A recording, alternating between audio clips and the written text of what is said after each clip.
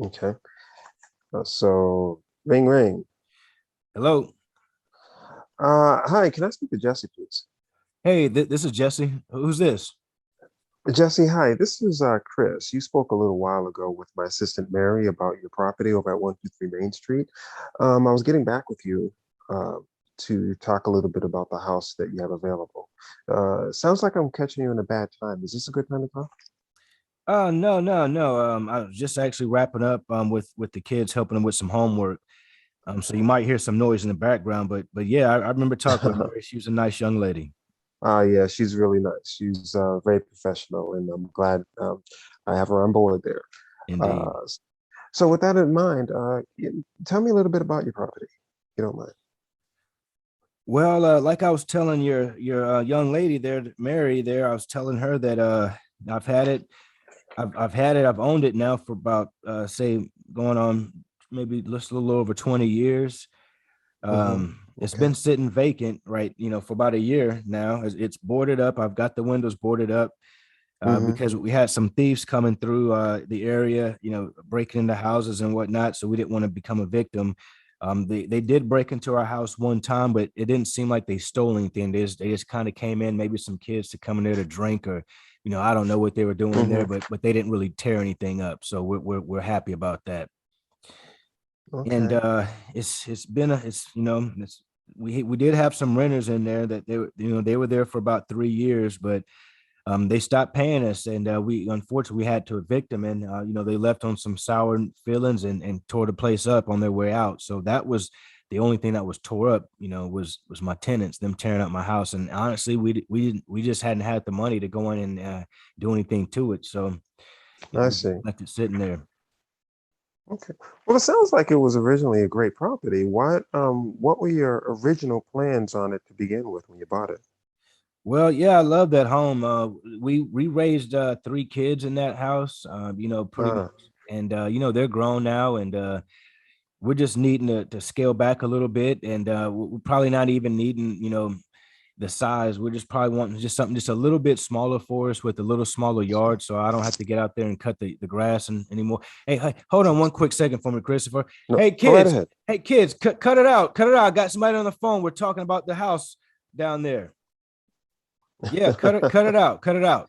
All right, I'm back, Christopher. Okay, it sounds like they're pretty active there. Yeah, man, I've got my hands full. Got my hands full. These are actually my not even my kids. These are my grandkids that are over here right now. So they're pretty active. They're pretty active and fairly young. So yes, Yeah. you have your hands full, man. Yep. Yep. So may I ask you uh what do you think the property's worth? Well, that's a good question. I hadn't actually been thinking about it, but what's funny is that you're probably about the third or fourth person who's called me or sent me some type of postcard about that house in the past month. hmm So it's got me to thinking a little bit. And I looked at one of the houses in the neighborhood and I saw that it had sold for about 140,000. And I don't know what shape it was in, but I remember I know the owner. It was that was Bob and his wife. And I remember we were kind of in competitions for having good yard of the year and stuff like that. So I'm hmm pretty sure he kept it up, but I'm having a feeling that he put some more upgrades into it before he sold it. Is I what I'm see. is what I'm thinking. Okay. All right. So you're thinking that, in terms of the price, is like a ballpark figure or anything like that? What do you have any idea of what possibly the price would be? Do you think would it be worth? Uh, I mean, I Let mean, me I, let me rephrase that question. Okay, let's say on a scale of 1 to 10. All mhm. right. Um, one being your properties being a total tear down, and 10 being basically a property that you would see on HGTV. Okay. Where would you say your house would fall there? Where would your house fall on a scale of 1 to 10? Well, Chris, to be honest with you, I'd say this house is probably at about a five, maybe five and a half right now. Okay.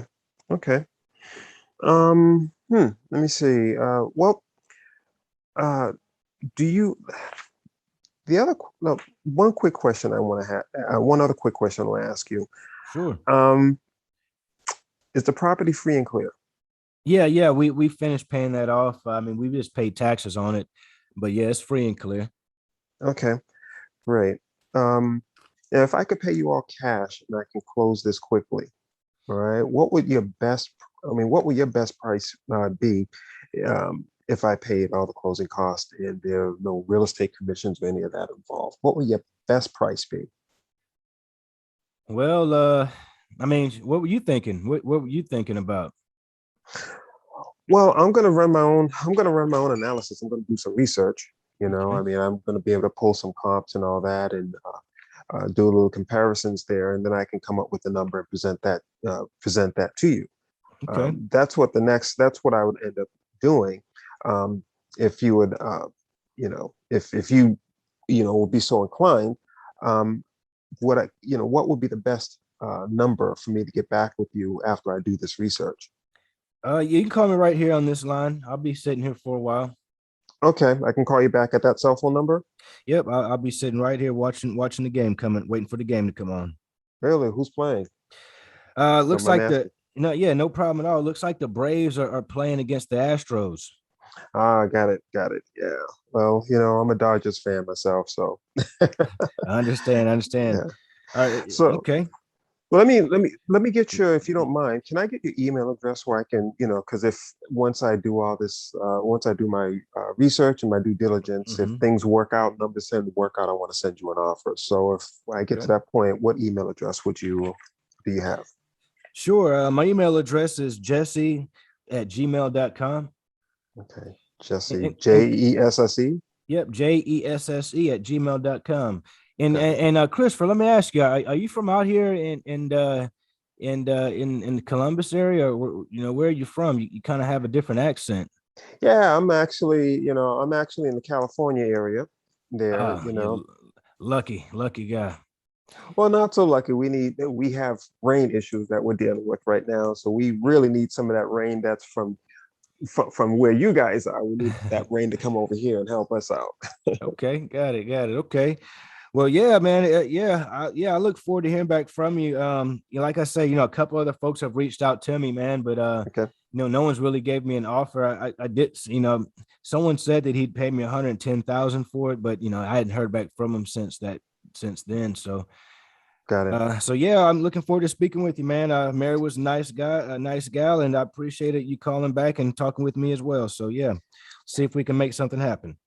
You got it there. Just look, like I said, let me run some numbers. Go over some things and give me a little bit to get to call you back on it. Sounds like a plan. All right, my friend. It's so great talking with you. All right, Christopher, you have a good one. You do the same. Take care. Take care. All right. All right, man. Let's get off that the road off the script, man. First of all, I want to tell you, great job, man. Great job.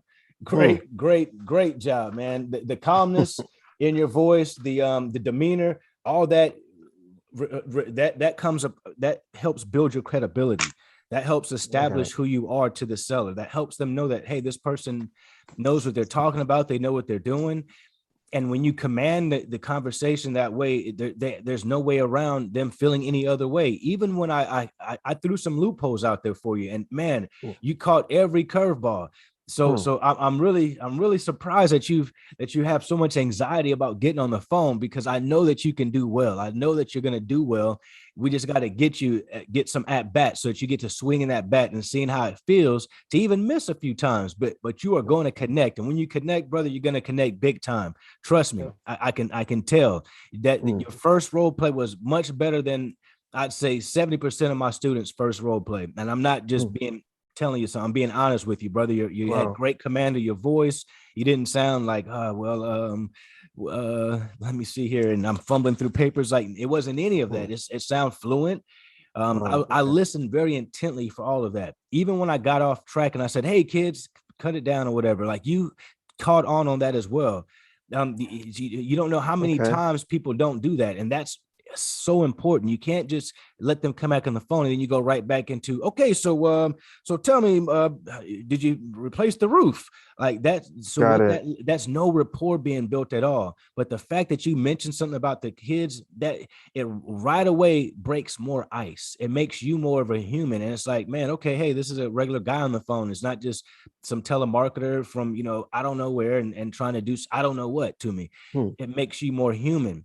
Another thing is when I mentioned the game, I'm going to watch the game. A lot of people will breeze right past those opportunities to build rapport, even though we might not like the same team. I didn't even tell you what team I like, but it didn't matter. The fact that you are a Dodgers fan, we had the interest in of the rapport of liking baseball. The fact that Yeah. I watch it and at least you are a Dodgers fan lets us, that to me says, well, hey, this guy's a good old American guy who watches baseball like me. That, trust me, these are all things that are being played in their brain if you do it right. And I'm telling you, brother, you nailed every one of them.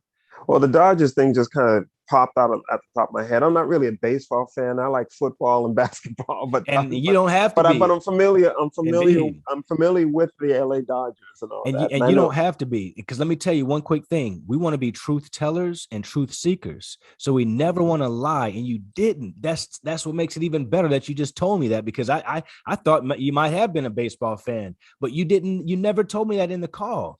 All you yeah. said was, I'm a Dodgers fan. Okay. And Okay. that's, you live in California. That, I mean, hey, it makes sense. It's not like you live in Kentucky and you're like, hey, I'm a Dodgers fan. He's like, well, you Right. must be a baseball fan in that case.